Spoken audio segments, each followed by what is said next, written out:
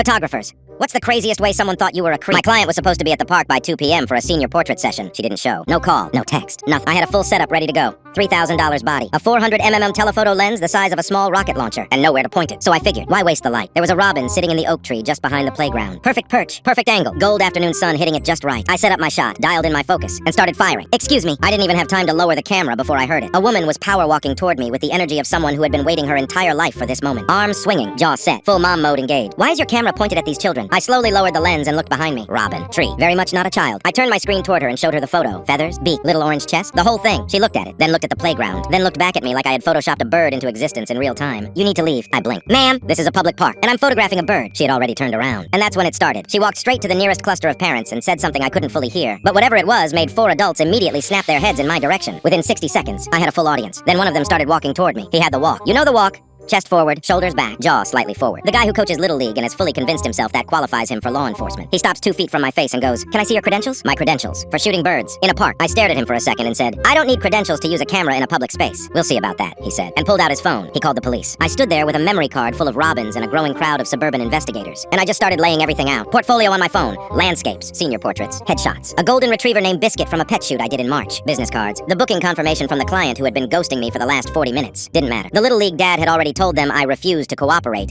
So now I was a suspect with a website and a cancellation policy. 2 officers showed up about 10 minutes later. One of them asked to see my memory card. I handed it over without a word. He scrolled through it. Trees, birds, sky. One slightly blurry squirrel I was not proud of. And I watched him press his lips together, trying not to smile. He handed it back, turned to the mom, and told her everything was completely fine. She didn't apologize. She just looked at me, then at the tree, then walked back to her bench like she'd simply completed a task on her to-do list.